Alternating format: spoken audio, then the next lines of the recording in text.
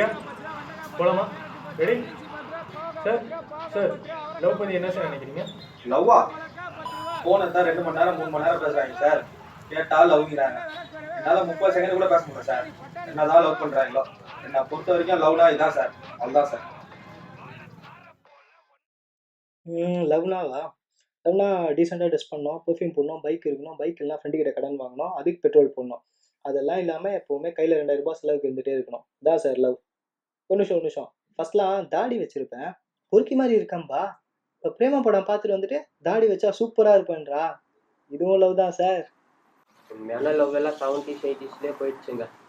அப்போ எல்லாம் மொபைல் இல்லை, ஃபேஸ்புக், ட்விட்டர், வாட்ஸ்அப் எதுவும் இல்லை. 2 பேரும் என்னதான் டிஸ்டன்ஸில் இருந்தாலும் அவங்களோட ட்ரஸ்ட் இருந்துச்சு. ஆனால் இப்போ எல்லாம் இருந்தும் அவங்களுக்குள்ள உண்மையான லவ் இல்லை. எமோஷன்ஸை டெக்ஸ்ட்டில் காமிச்சிக்கிறாங்க, சண்டையாக நேரில் போட்டுக்கிறாங்க. இதெல்லாம் ஒரு லவ்வா? இந்த பறவைங்களோட காதலை அதுகிட்ட கேட்டு தெரிஞ்சுக்க முடியாது, ஆனா உணர முடியும். இந்த பறவைங்களை பார்க்கும்போது ஒரு சந்தோஷம் வருது பாருங்க, அதுதான் நமக்குள்ள இருக்கிற அந்த காதல்.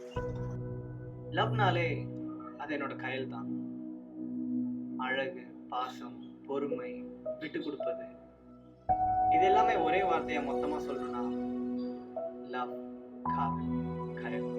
லவ் அப்படின்னு பார்த்தா அது ஒரு வேர்டு தான். ஆனா அது எல்லாருக்கும் கிடைக்குதான்னு பார்த்தா இல்லை.